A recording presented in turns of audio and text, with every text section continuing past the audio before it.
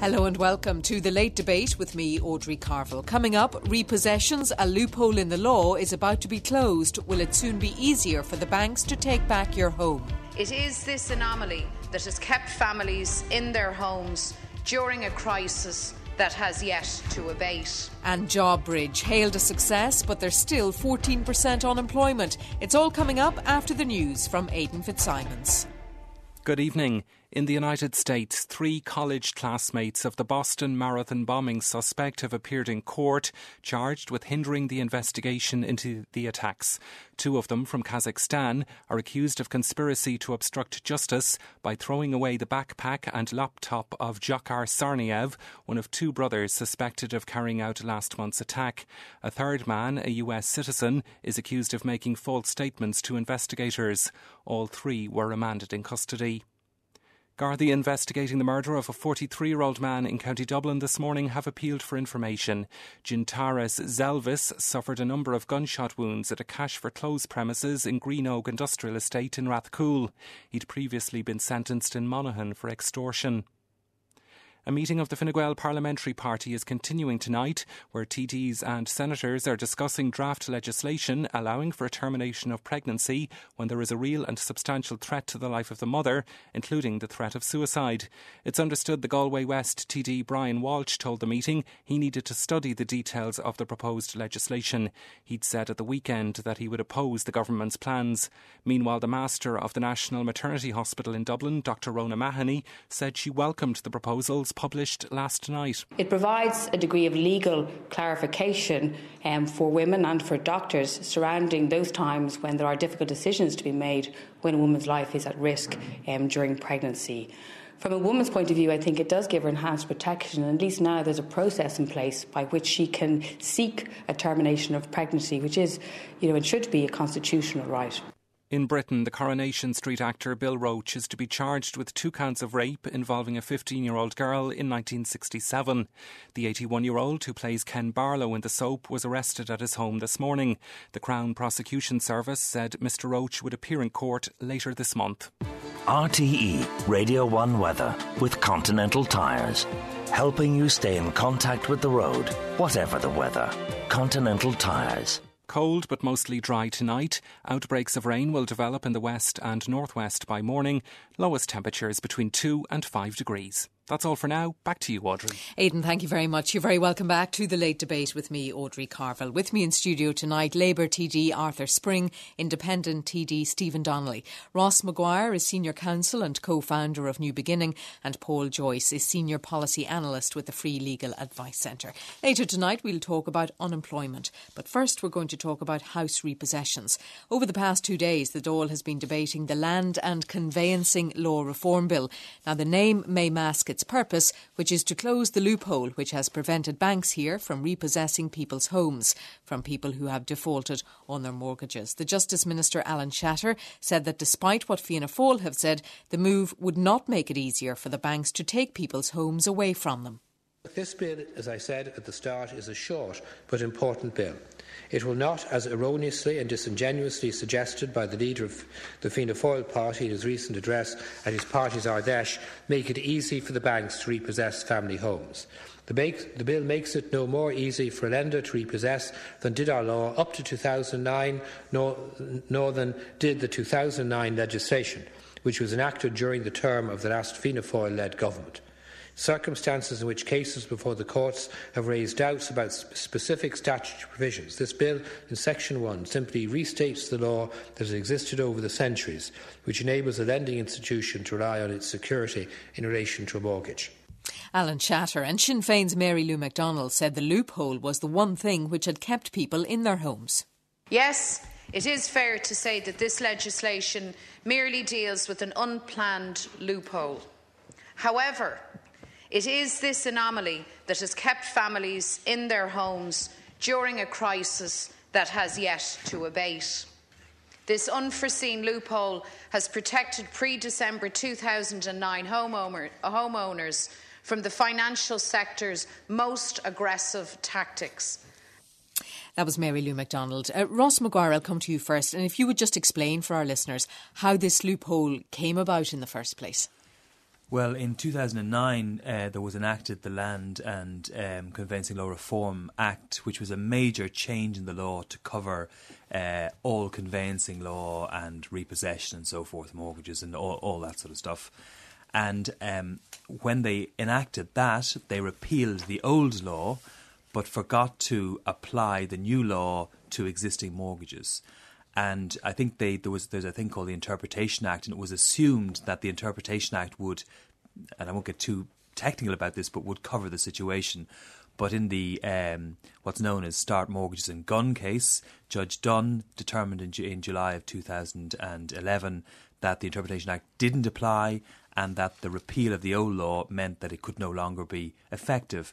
And that meant that from that date, banks no longer had the power to repossess a very large section of properties which could at that stage have been repossessed. So did repossessions come to a complete halt for that length of time? They came substantially to a complete halt. There are some where, I won't get into the details, but there's some cases that escaped the loophole, but 95% of cases were caught by it.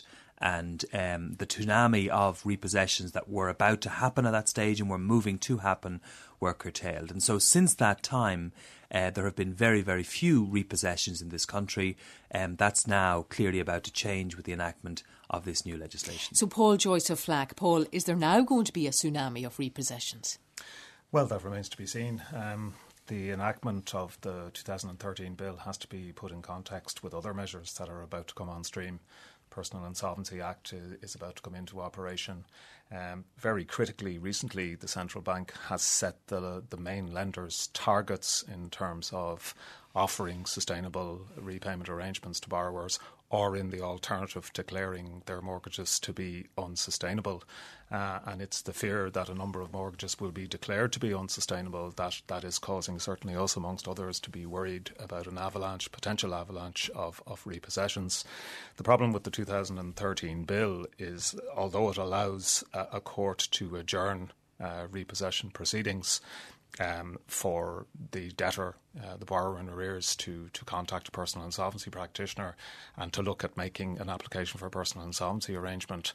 Effectively, as we've said before, the lender has a veto over that proposal, and the court has no power to review any refusal. So it's very difficult to say. A lot depends, as with the personal insolvency legislation itself, on the conduct of lenders. It's been left in their hands by and large. Back to you for a second, Ross. You mentioned the word tsunami. I mean, do you have any idea, pre the Dunn judgment, how many repossession orders were about to be enacted? Well, New Beginning had been founded just prior to that in October 2010, where we had seen the lists growing and growing, and people were not being represented, so we decided to provide representation for them. So the lists were growing at that stage. Also back in 2009, the then government had made it more simple for repossessions to take place by using county registrars' courts instead of courts themselves. So there was clearly a big move in that direction, and that's been curtailed. But the reality is, from a legal point of view, if somebody has defaulted on their mortgage, the bank is entitled as a matter of law to repossession. So that is the situation now. We know that there are tens of thousands and more people in that position. So as a matter of law, these repossessions could take place. Now, we have to expect immediately, because the banks don't want to repossess that amount of properties, that is not going to happen. But at the same time, lots of people are now about to be exposed. And is that your big concern, Stephen Donnelly? Well, I have several concerns. I mean, I heard the minister's statement, and I don't think he was trying to be disingenuous, in fairness, but will this make it easier to repossess? I mean, by definition it will. Right now you can't, and after this you can. So by definition it'll make it easier. I think Paul really hit the nail on the head, which is the general approach by government to the insolvency legislation, to the targets on restructuring mortgages, to a variety of things, and then including this on repossession, has been a hands-off approach. The banks know best. Everything has to be at a case-by-case basis. So we're going to set some broad targets and parameters, but really we're going to give pretty much all of the power, maybe not all of the power, but a huge degree of power and discretion to the banks. So, for example, in the Code of Conduct on Mortgage Arrears, the bank is allowed to determine that somebody is called non-cooperating, and there's a variety of ways they can do it, and it's up to the discretion of the bank on a bunch of these things. The big one is on what a sustainable mortgage means. So the government said, I think, a very ambitious target for the end of next year for pretty much all of the mortgages to be restructured. A huge task. But the banks get to define what sustainable means. So I think with regard to the repossession, I think Paul really nailed it, where this bill, which I spoke on this bill in the Chamber today, and my message to the Minister was, look, I accept that repossession is unpalatable but necessary. You can't really have an operating mortgage market if a bank can't ultimately take possession of a house, and therefore it has to be fixed. I think it was fantastic that this lacuna was in place for a while during some of the real crisis. The lacuna being the loophole. Yeah, that it could mean. And Ross, were you involved in the new beginning judgment? brought the case. I think, Audrey, it's just worth recognising this. Ross and his team found this. There's two kind of unsung heroes in this. One is whoever in the legislation took out the paragraph that allowed banks to. Now, we don't know who that person is. Yes, it's possible that it was, it was a good Samaritan within the civil service, and to that person, I would like to say, well done. But the other person, and he's a modest man, and he doesn't take credit for these things, is Ross. I mean, Ross and his team found this. They got the Dunn judgment in place, and that has been of incredible comfort to people for a very long time, and real irritation to the banks, both of which I think are to be welcomed. So my message to Minister Shatter in the Chamber this morning, and he certainly seemed to be taking notes and listening, was I accept this has to happen. We have a very low repossession rate. Our repossession rate is actually 0.25% versus 3% in the UK and up to 4 and 5% in the US. It's something we're to be very proud of. There's a great thing in here which Paul alluded to, which is the judge can adjourn a repossession, say, you know what, no, I'm not happy with this. I think this could be resolved through the insolvency legislation. Go away and do it. However, as it stands, the bank has a veto. So the bank can say, yeah, that's fine, Judge, we'll do that. Go back to the personal insolvency practitioner and to the borrower and say, we're vetoing it, let's go back into court. So there is an opportunity through the legislative process over the next few weeks in the Oireachtas to tighten this up so that whilst we accept repossessions have to happen, they can be done as compassionately as possible, and they can be done so that the massive imbalance in power between the bank and the distressed borrower can be addressed. Arthur Spring, is that what you want to see happen too? Because the accusation is constantly made that in these issues the banks have the power. Yeah, and thank you for an opportunity to actually delve into that. I would agree with what most of the three previous speakers have said on this issue. And at all times the government, and particularly being from this generation, Stephen and myself and the two lads would know that you don't want to see family homes being repossessed, and especially when you look at the numbers of people that are in arrears, and when you think of arrears you automatically say, can I hold on to my house? So if I can just dial this up one little bit, because the veto part ultimately could mean that if everybody felt that they weren't getting fair justice from the banks, who are the quintessential lenders, well, they'd have to head towards a middleman, which could be a court. You could have 50,000, you could have 100,000 people waiting to get to the courts, because you're looking at, is it 165,000 in some form of rearranged or mortgage arrears at the moment. So the way this has been set up, the central bank will give credit to the banks that deal with this, and as Stephen alluded to, it's targets set. 100% of the mortgage arrears have to have a proposal in front of them by December 2014. But this is the kicker in the whole thing.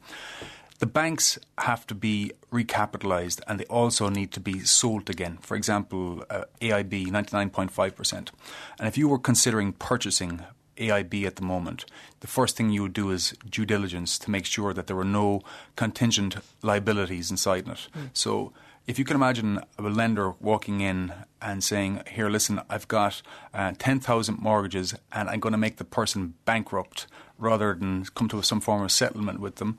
They're not going to pay me back what they owe me, and we'll see what we get in the market for the house, and we're going to flood the market at the same time.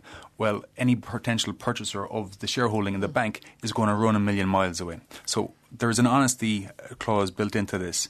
The banks know that they have to go in there and fix the mortgage crisis that they have created themselves. They have what is called securitization. This might be a little bit technical, but literally what they do eventually with the mortgages, they put all the good mortgages together in a book and they sell them on, and they get recapitalised as a result of that as well. So if they can't clean the mortgages up and get them into a position where they can sell them on again, well, then the banks are not in a position to become profitable and to go back into the markets again. So I take a lot of faith from the fact that the banks have to clean up their act, and the central bank is going to penalise them if they're not meeting the arrangements that we've set in place. Ross, do you take some comfort from that, this honesty clause and what Arthur talks about? Well, I think the point that Arthur's making is that the banks won't be able to repossess across swathes of the market simply because of the negative effect that will have for the banks. And the banks must realise at some point that a strong economy and people are critical to that. Ordinary families spending money in the economy is good for them as well. But just one point, just coming back to the legislation that's proposed. At the moment, there is now a possibility that if somebody is being repossessed, the court can refuse the repossession and direct a personal insolvency arrangement. The problem there, however, is that the bank can veto that and say no to the personal insolvency arrangement. What I think is a very good idea, and I understand is being proposed by Stephen and people, is that from then on, the courts can look at the bank's refusal to deal on a personal insolvency arrangement basis and punish the bank if the bank are being unreasonable. Now, that punishment, that, for example, could be to award the costs of the whole thing against the banks. And ultimately, the banks are very commercially sensitive. So if it's going to cost them money to proceed through the courts, perhaps the cost of the failed personal insolvency arrangement could be awarded against them as well. That kind of difficulty or further adjournments, that kind of difficulty will prevent roadblocks and will force the banks to be reasonable in those cases where it could go either way. The problem at the moment, what we're seeing, is that because the banks are under pressure to move to long-term restructuring very quickly, they're adopting a very quick approach. You put in your standard financial statement, they put it through a machine, and that machine decides whether or not your mortgage is sustainable or not. So we're seeing circumstances where people are receiving letters in the post from AIB saying, unsustainable, you've got 20 days to decide, but you need to sell this property. People read that as I've got 20 days to get out of the property. And it's pretty horrific to arrive to have this kind of correspondence arriving on your, in the morning time in your hallway. So, and in almost, certainly the cases we're looking at, if the numbers are crunched and you get down into detail, in many of these cases it is possible to save the mortgage, save the family home through reasonable measures and pain being shared on both sides. So listening to that, I'll just bring you in a minute, Stephen, but listening to that, Arthur, the scaremongering and the fear factor from the banks is still very much there. Yeah, I think Stephen and myself have discussed this on a number of occasions about the level of contact that a bank can make with an individual. Is it 4 times in a month, I think? Three. The central bank is proposing that it's lifted. Yeah. I'm dealing with a number of people on this issue, and if you engage with the banks, I'm finding for the most part they're looking to resolve it in a meaningful manner. But now that you've got the personal insolvency arrangement in place, they know that there are avenues upon which the individual can deal with it as well. And every borrower wasn't an economist or wasn't a property expert. So now we're going to be going to individuals that have track record dealing with banks, barristers, solicitors, accountants, people that are qualified financial advisors, etc. They have form, they have experience, and they will have to have passed a test in order to go and negotiate with people. And I've dealt with banks on behalf of individuals. And for the most part, I don't know if it's because I'm a TD approaching them or what, but they're trying to keep people in houses. And we're not dealing with senior management. We're dealing with frontline people that are often in difficulty themselves. And I welcome the news that we've got a personal insolvency arrangement in place. And I also welcome the news that we've kind of got the banks in a tough corner at the moment, that they're not going to be able to sail off into the sunset. And with one of those issues, I've said this, and Steve would have heard me inside, I don't know if you follow the finance committee, but I'm convinced that it would be better for the banks to be capitalised through the ESM rather than to go out into the private markets, because I think that we'd be able to keep the cost of borrowing for the banks lower, because we're getting largely from the European Central Bank. And if we go to the private markets, you could see interest rates increasing again, and that could put further families into trouble again. Okay, Stephen. Yeah, I think Arthur's just said something that I think is worth reiterating that probably isn't said enough, and I don't say it enough, which is banks bash the banks all the time, but actually I think it is important to recognise that there are people throughout the country working in these banks, working day and night to try and keep people in their homes and restructure their mortgages. And actually, some of the people I talk to say their biggest frustration is the cost-cutting impetus that's been put on them. They're dealing with huge amounts of loans. Senior managers saying, look, I'm dealing with 1,000 different distressed mortgages, and I've just been told I have to apply a 15% cut to my team. I think it is important to recognise that actually on the ground, the people working in the banks are people who might have the same problems themselves, their family and friends. And I agree. My experience is that on the ground, they really are, for the vast majority of situations, trying to do the right thing and trying to help people. The problem arises, I think, of the point Ross was talking about, which is all of these offers which go out. So suddenly the government has set all of these targets. The banks are not equipped to meet these targets. In fact, they need to scale up to meet these targets, and they're being told they need to scale down. So what happens? I think it was EBS we had send out a huge number of these letters saying, we're offering you a split mortgage. Now, under the Code of Conduct of Mortgage Arrears, the borrower, I think, has 30 days to get back. And if they don't get back, they're designated as non-cooperating. And that means they may not get access to the personal insolvency arrangement. So you have this huge capacity problem where the banks which don't have capacity to deal on a one-to-one basis, like they would probably like to, are sending out these offers to people. People are very scared. As Ross is saying, in a lot of cases, a PIP or someone like Paul or Ross could help repackage or restructure the mortgage and go back into the bank and negotiate. And actually, we've a capacity problem on the flip side as well. We've got to put a huge amount of people through these things over the next 18 months. And the banks don't have capacity, but also the borrowers, for the most part, are having to go in on their own. So we have phenomenal people like Ross and Paul and a very small number of very small organisations and MABs doing everything they can. But the reality is, for enough, these guys can't get to everybody. Mm-hmm. So for a lot of people, you're going to have an individual or a couple stressed out of their mind. Remember, we've got to the point of repossession now. Under huge pressure, they may not be hugely financially literate. They may not know what rights are afforded them under the resolution process or under the insolvency arrangement. And they're having to walk in and deal with bankers who do know what rights the banks have, and they have their accountants and they have their solicitors. And if this is to work, I think there has to be a recognition of the lack of capacity on both sides. I think the government needs to make it clear to the banks that actually if they need to scale up their capacity to deal with this, they should. And also, one of the things I'm going to be calling on Michael Noonan to do shortly is to release, for a short period of time, just for about 18 months period of time, funding to organisations like FLAC or New Beginning or MABs who want it, to make sure that all of the distressed borrowers who get these letters from the banks can go to an independent expert who will look after their best interests. Okay, Paul. Well, I mean, I'm not so sure that I accept totally the fact that this has suddenly been sprung upon financial institutions. Yes, the central bank has upped the ante because they've become very frustrated with the slow levels of progress.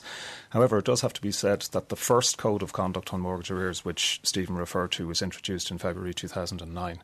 And we're about to get our third edition of it, and it's about to be revised. But we're now coming to a critical moment where the lender has to determine what a suitable alternative repayment arrangement is and whether a mortgage is sustainable or not. And Stephen is absolutely right. People need expert assistance from the get-go, not, for example, access to an accountant at the end of the process when an offer has been made to them. However, the track record of some of the institutions under the Code of Conduct on Mortgage Arrears is quite poor. Delaying in responding to correspondence, ignoring in some instances correspondence from money advisors in the Money Advice and Budgeting Service. And I think that the central bank really hasn't properly monitored the application of the code, hasn't looked at institutions closely enough, hasn't put enough pressure on them on a day-to-day basis to do what it says on the tin. And I'd be worried that the mortgage arrears resolution targets that they've set similarly won't be properly monitored. I'm afraid I'm not as trusting of financial institutions to work out the problems here. Would you be, Ross? Well, I'm of the view that we can't keep in this status at the moment. We need to move to solutions. So you've got to hope that as we move over the next 6 to 9 months, you'll start to see solutions being put into place. If that's not the case, we're up again for the fight, and we'll fight them in every way we can if necessary. But that's not good for anybody. It's not good to have the courts clogged up with cases such as this. It's not good for arrears to be increasing. We need, as a country, to deal with this problem as a matter of priority. And as Paul mentioned, this has been going on now for years and years, and it's just too much. We need to get on with it. And what you need to do is, it'll all come round to this concept of affordability. You need to look at somebody's situation. You need to take around 35% of their income, and what can that pay? And if that can pay a mortgage based around the current value of the house or that sort of area, that's sustainable. The rest needs to be parked on a very long-term basis, and life needs to go on. There's no other way around that. I mean, obviously there's things like extending terms and manipulating interest rates to make it slightly more affordable, but we need to move out of the remnants of the Celtic Tiger back to normality. That will help the economy, which will ultimately help the banks. And the personal insolvency legislation, I believe, can work. It just requires the banks to play ball, and it's very much in their interest that happens. Whether they do or not, we wait. Well, exactly. And Arthur, that's the point, isn't it? As Paul and Ross have been saying, this has been going on now for years, 5 years. So why are you so trusting that the banks will begin to move now and that there will be some movement? Two reasons. The first one I kind of highlighted in my first contribution, because the banks need to be sold, and if they've got bad loans on their balance sheet, well, they're in trouble. The second reason is because the central bank now has an auditing system in place where they're going to be allocating a department to checking the banks to make sure that they're going in and making arrangements with people. And if they're not making arrangements with people, they're going to be financially at a disadvantage because they'll be denied capital to get them back out lending again. So there are consequences for the banks on two fronts on this. And I would agree with what Ross is saying. This is something that should have happened a long time ago. My two priorities as a parliamentarian, and one of the reasons that I'd like to see myself involved in politics, is because I come from that generation, and the front of the Economist magazine calls us generation jobless. I call us generation jinxed, I think. It's trying to get a job or trying to pay off a mortgage. It's very difficult. But Ross, I must say, as somebody obviously that bought in 2006 myself, the idea of 35% of my salary versus 35% of a guy that's on 25 or 30,000 a year is different. So I think you need to have a more ratcheted approach towards it. You can't just say in a prudent economy, good forms of lending, which we're now going back to, would say 35% of your income would be appropriate. For those listening at home at the moment, I've said to the banks, you're not lending, and gone in and met with them. And Bank of Ireland, whatever we say, I would have to go and check on Friday to see if my account was still working after having a pop at Richie Boucher and his salary. But they are now very well capitalised. Their biggest problem is that they're trying to lend money, and the criteria that they're using isn't the same criteria of the hysteria of the boom, but it's quite simple to look at. It's 90% loan to value, or 92% in some cases, and it's about 4 times gross income as well. So if we had that model all along, we wouldn't be sitting around having this conversation. We'd have a far better economy and a far better future for ourselves.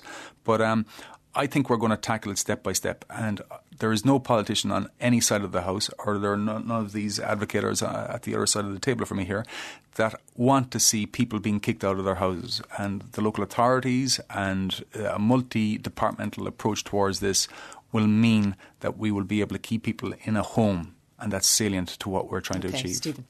Look, I think there's no doubt that the government has made efforts in this area, and I would share Ross's passion for moving and starting to restructure this. My concern is this, that as it is set up, so the field has been set and it's all about to start happening, it's not going to work the way it needs to work, right? And the reason I believe is this: the government has a view, which is to say there is a vast number of mortgages in arrears and they need to be restructured so that they become sustainable, and that is correct. However, the total level of debt, private household debt, also has to be reduced. And unfortunately, the process as it's going to play out now, if things don't change, is that the total level of debt is not going to be reduced substantially. You will get a few write-downs at the margin. Here's how it's going to work. And the bankers are on the record as saying this. The first thing they're going to do is they're going to say, look, we have to offer you a sustainable solution. We're going to try and use term extensions or further interest-only periods. And something Arthur has pointed out before, and I agree with him on the Finance Committee, a lot of these things will actually lead to more profit from the mortgage for the bank, you know, because the person will end up paying longer. So, and remember, the bank gets to define what sustainable is. And if you want to appeal the bank's opinion, the only person you can appeal it to is the bank. So, you know, you're not going to get a huge amount of satisfaction there. So the first line of defence for the banks is term extensions and more interest-only periods. That's of no use to anybody, but they've already said that that's what they're going to do, a bunch of that.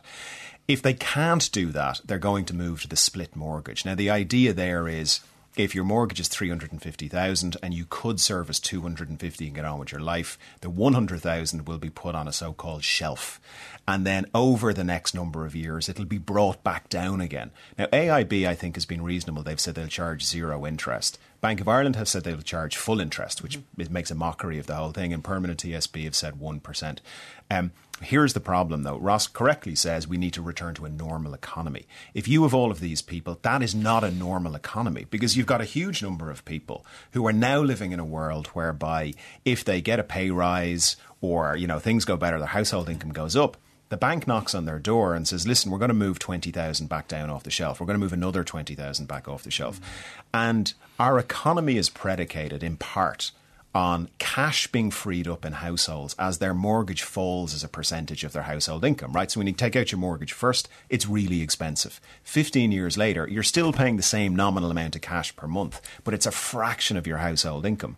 So if we end up restructuring these mortgages largely through more interest-only term extensions and these split mortgages, we're not going to get the debt out of the system. And there's some very compelling research that says you really only start to get back into job creation when you get rid of the debt. There are things, I won't get into them now, but there are things that could be done to the new land and conveyancing law and to the personal insolvency law, and extra direction from Minister Noonan from the Central Bank that I think could solve this. Just two quickly. One is a debt for equity solution, whereby in the same case, the bank says, OK, pay the $250,000 and we're going to take $100,000 of equity in your house and we'll take it when you're dead, basically. The great advantage there is your debt doesn't get filled up for the next 15 years. And the second is one Carl Dieter brought up, which I think is quite interesting, which is to say, when people like Ross and Paul are in representing clients and saying, let's talk about what constitutes a sustainable level for these people to pay, the banks should be forced to use the criteria that they are using for new mortgage lending, which I think would create genuinely sustainable solutions. Is that a good idea, Paul? Yeah, certainly. I mean, I think far too much has been made of the split mortgage. It may suit certain borrowers in arrears. It's interesting, the research conducted by MABS recently indicated that quite a high percentage of people in arrears with their mortgage are between the ages of 41 and 65. Now, a split mortgage in that situation, over 20, 30 years, when you might be at retirement and past it and a big balloon capital payment falls due, that simply isn't a sustainable solution. I am encouraged that the new code, the new version of the code, which will soon be put into operation, actually mentions debt write-down as a sustainable arrangement. And I'm of the opinion that only debt write-down in a large number of cases will actually render a mortgage sustainable in the long term. I think it's very important that when people are making payments, it's capital and interest simultaneously wherever possible. Arthur, debt write-down in a large number of cases. Do you agree?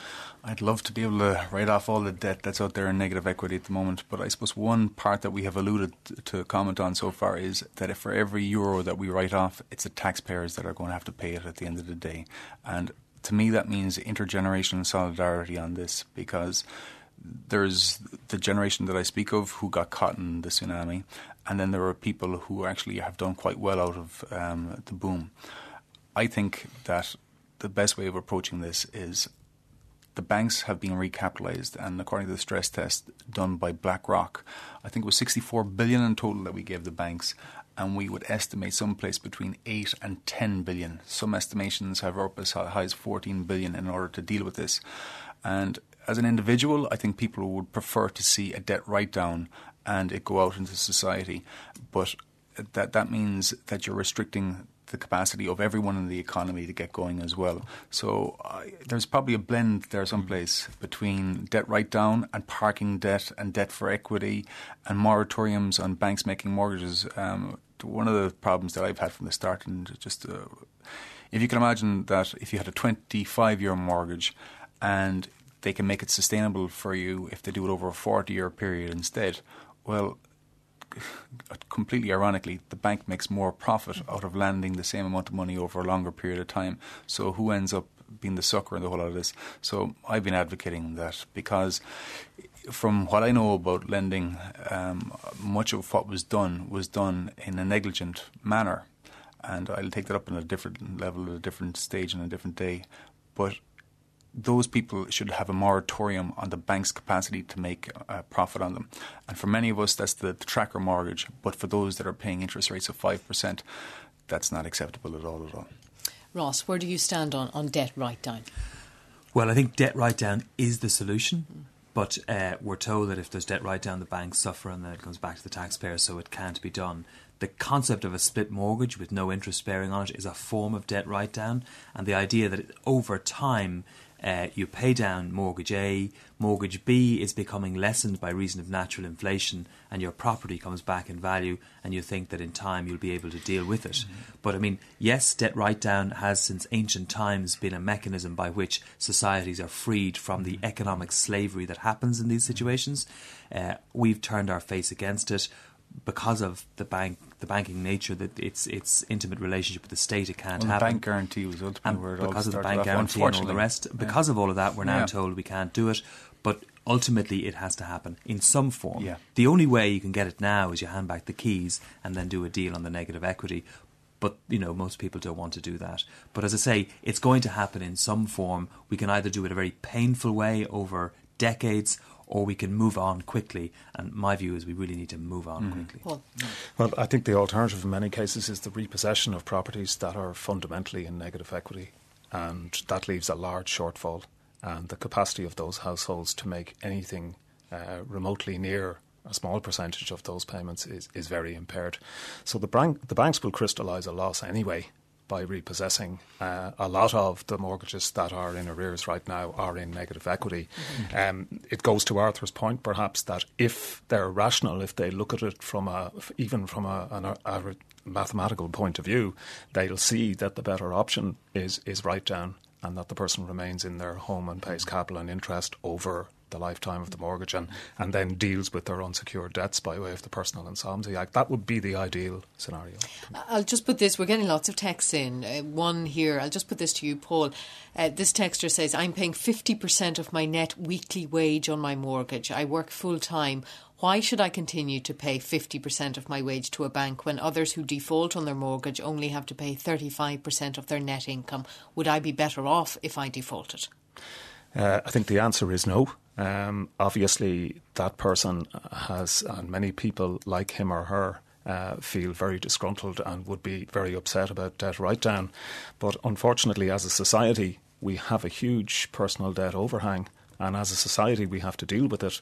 That does lead, unfortunately, to unfair outcomes for certain people who have honoured their commitments and have had the capacity to do so. It's about making sacrifices so that we can get out of this mess. But the other point to make, to say that person is paying 50% of their income, we don't know their situations, because in some cases, if higher incomes, it makes sense it's perfectly possible to pay more. But in the normal case, when somebody's paying 50%, they are depriving the real economy of quite a lot of money. So in other words, they're not spending in the economy, the money's going into the bank, and into the bank it goes into a black hole and it disappears.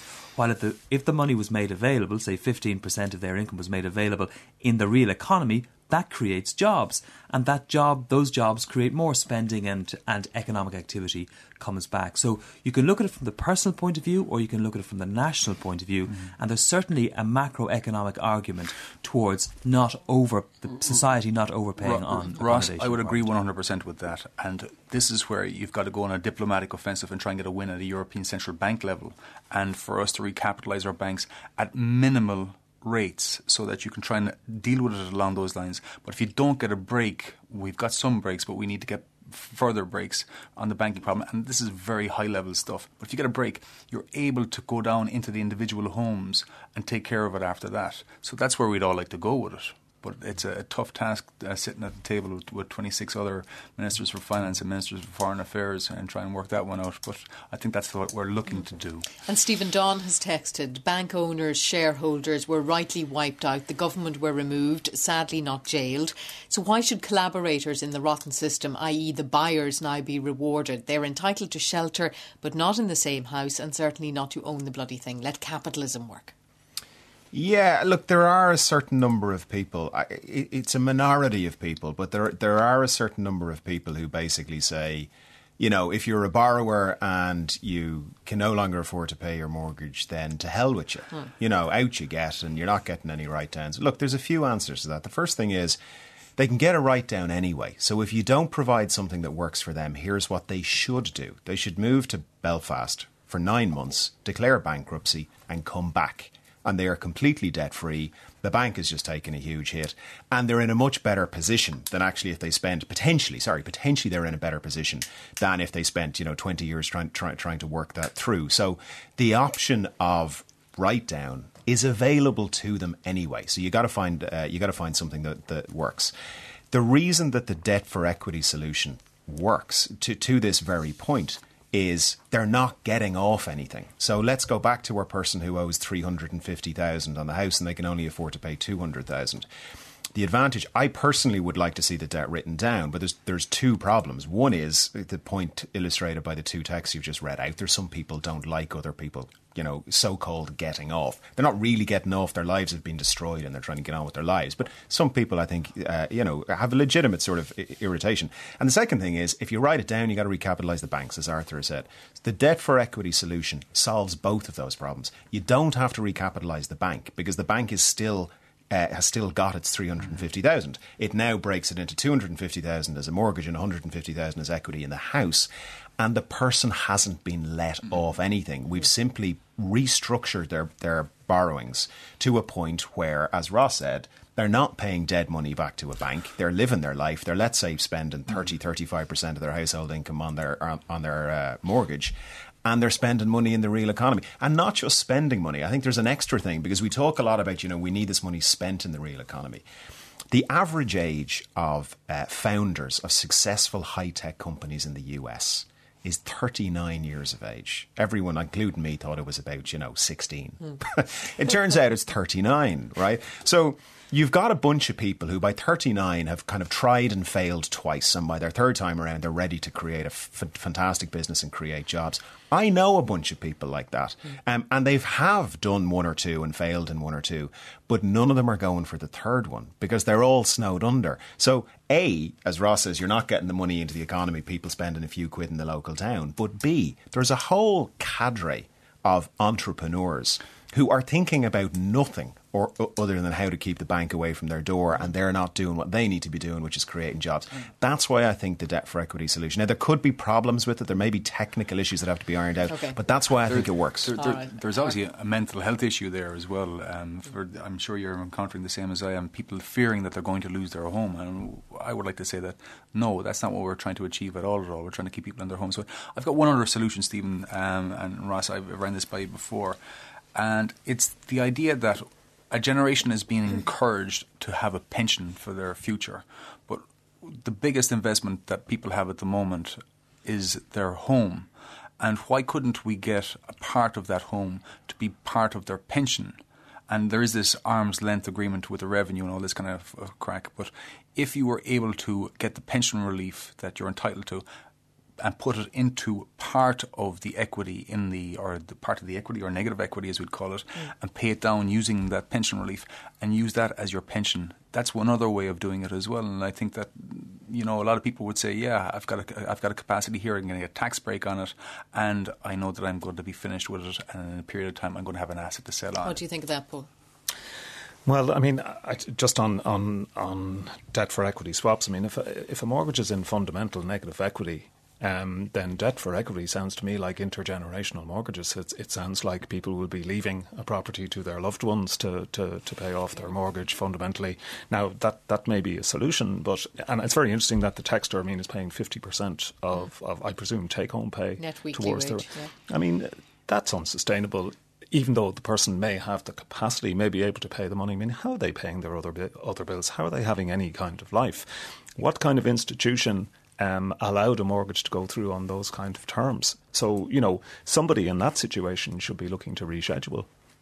I'll just read a couple more texts before we go to an ad break. Donnelly says reckless borrowing, reckless lending, bank staff are on commission on what they could persuade people to borrow. The liabilities should be halved. And someone else says the government should fund and organise the Irish Central Bank to efficiently regulate Irish banking and contribute to the ECB's Europe-wide banking regulation. It's important and should deal with all the related issues, including bankers' pay and mortgage restructuring. 51551 is our text number. After the break, we're going to be talking about jobs and unemployment. RTE Radio 1.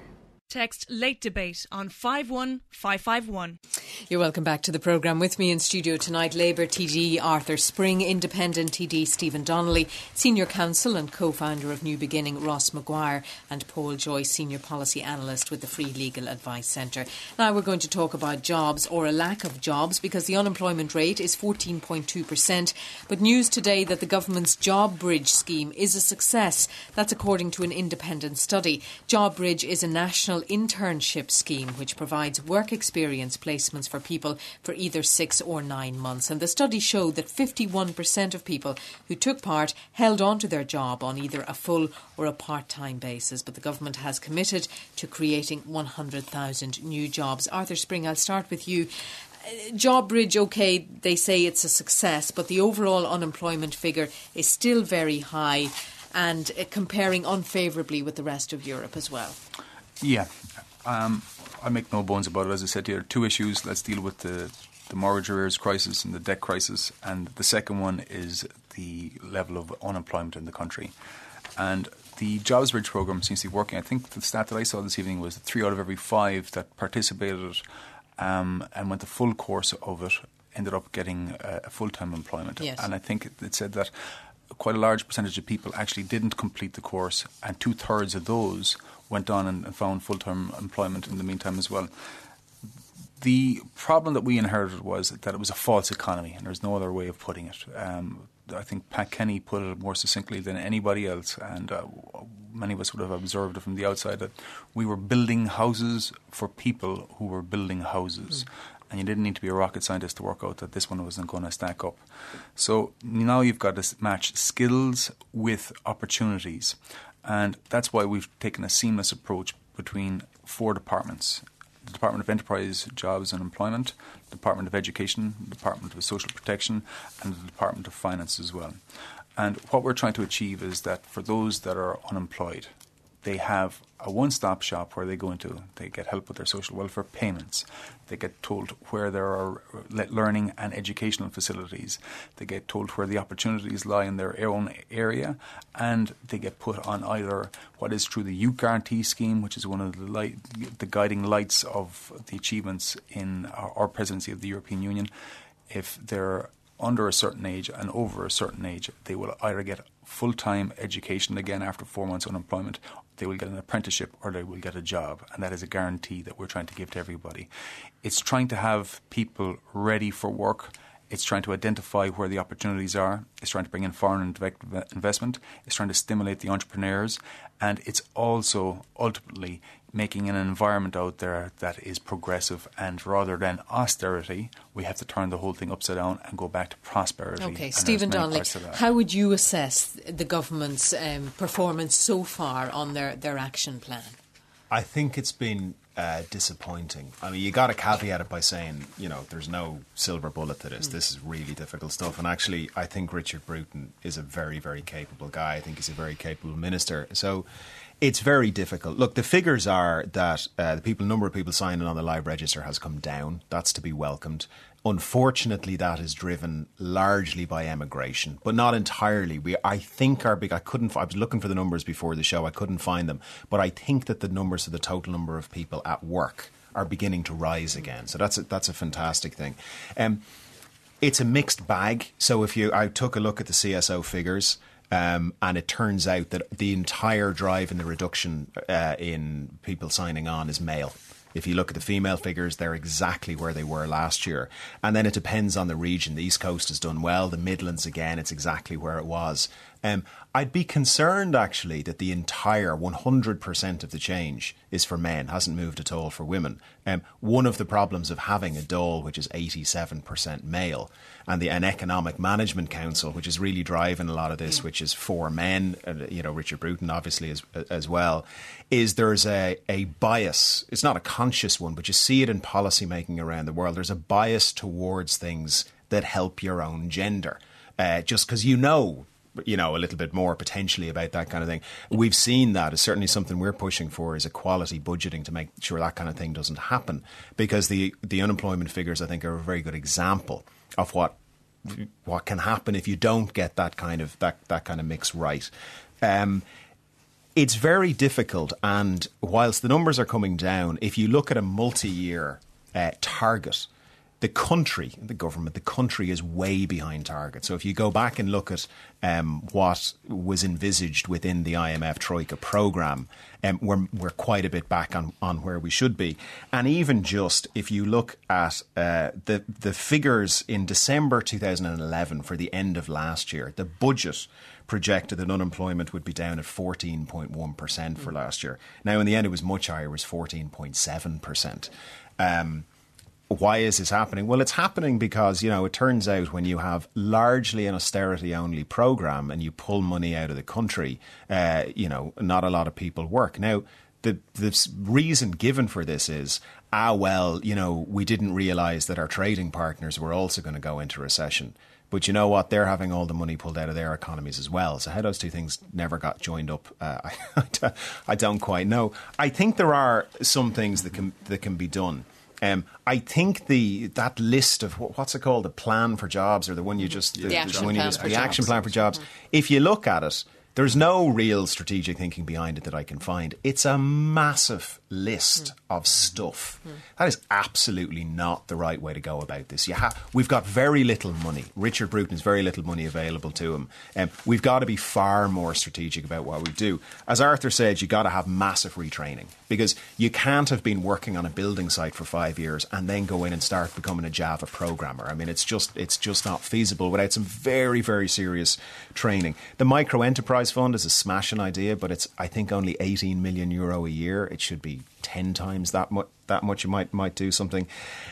We've discussed the household debt has to come down. You want to create jobs, deleverage the private debt in the country. Has to happen. And we've talked about that. And then there's one more which really needs some urgent work, which is the social welfare system. The social welfare system is not designed to help people get back to work. I was trying to give somebody 5 days work for a short period to do some work for me, and she was signing on. She went to the welfare office and they said, you can only do it 3 days a week, because if you sign on, if you work 5 days a week, you're going to lose all sorts of benefits. That's nuts. There's a situation in Wicklow where there's a pilot scheme on rent allowance. And it turns out if you go down and say, I'm going to be working for 3 months, the local welfare office are pretty good, but you get shut off your rent allowance for sometimes up to 6 months. So I get a lot of people coming into me in the constituency office in Wicklow saying, we are turning down viable jobs all the time because the system doesn't work. And I get a lot of employers coming in saying, I have jobs that I can offer people, but it's 5 days a week and I can't get people to work at the wage I'm offering 5 days a week because they lose their benefits. So there's a lot more. I guess the government is trying to do stuff. It's a really hard job. I think there's an awful lot more can be done. And I think we've got to move away from this 300 bullet points on a job strategy and move to something a bit more tactical. What's your view, Ross? My view is that government can only do so much when it comes to job creation. Jobs really are created by entrepreneurs, by small businesses the length and breadth of the country. And what government needs to do is give those small businesses a break. You hear of jobs being created by big multinationals here, and it's great. But in terms of creating really huge amounts of jobs, it's done by the butchers and the bakers and the candlestick makers. It's done at a really local level when small businesses take on an extra person or an extra 2 people. And that is the heart and soul of what we call the real economy, and that needs a break. And I think the biggest break it needs is a break from debt. And it needs disposable income in the community being spent in those small businesses. So, you can have all the kind of strategic thinking, all the rest, and all that's helpful.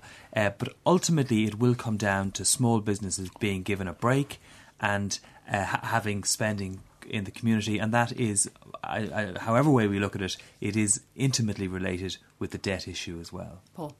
Well, there are a lot of small business people out there, I think, who are insolvent at the moment but have very good ideas for future projects. And I think it's encouraging that recently we've heard moves away from austerity as an approach. You have to invest in an economy in order to create jobs. I think we also have a very difficult problem of long-term structural unemployment for some people. People who are unemployed for a considerable period of time and are locked out effectively of the job market, and something needs to be done about that very quickly. It's a huge figure, Arthur, the long-term unemployment. And just picking up that point there by Ross about the small businesses who we hear from a lot, their rates bill, all of these other costs that they have. Yeah. Are the government too intent on giving the breaks to the big multinationals rather than the smaller investor?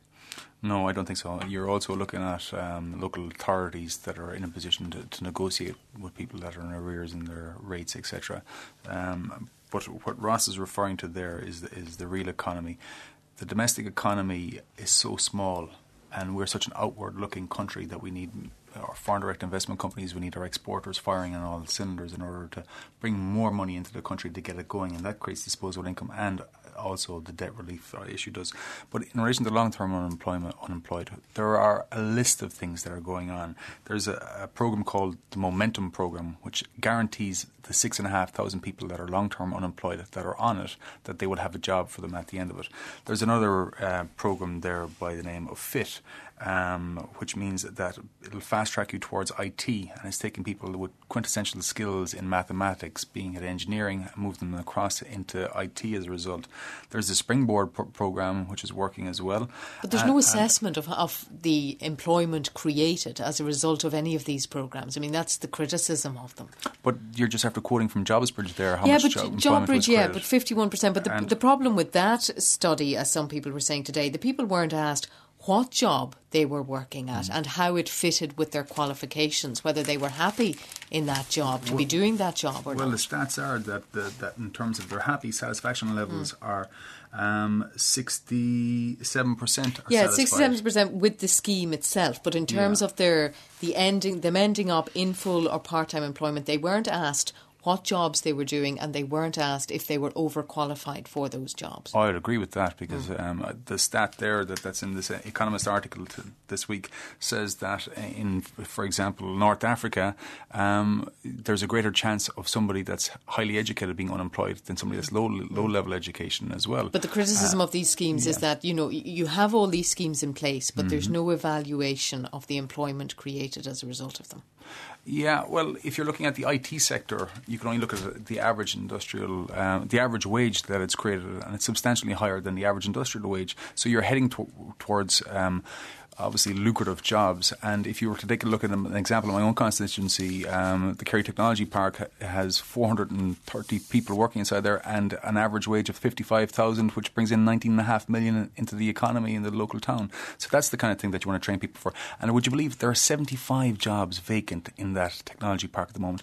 And the gap between the skills and where the opportunities is something that we're trying to address as a government, because that's one of the legacies that we really should not be looking at. Okay. Last word to you on this, Stephen. I think Ross kind of nailed it. Look, what are you going to do? You're going to try and make it easier for people to employ other people. There's a lot of things that can be done that don't cost money. I was looking at some figures that showed that some businesses need 27 permits to operate. I think the government missed a huge opportunity in upward-only rents. We saw they backed off, or they took a look, and then the courts decided on the Bewley's case that there was some room for manoeuvre. There needs to be more flexibility in council rates.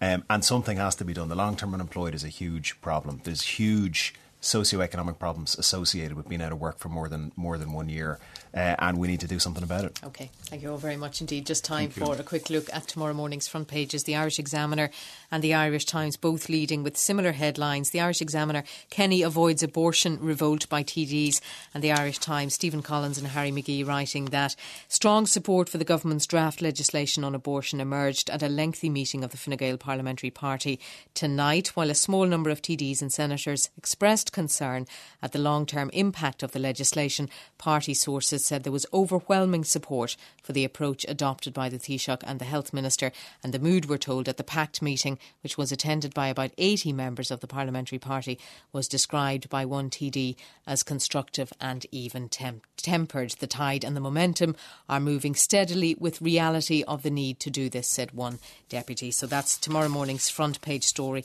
on tomorrow's Irish Times. That's it from us here on Late Debate. My thanks to Ross Maguire, to Paul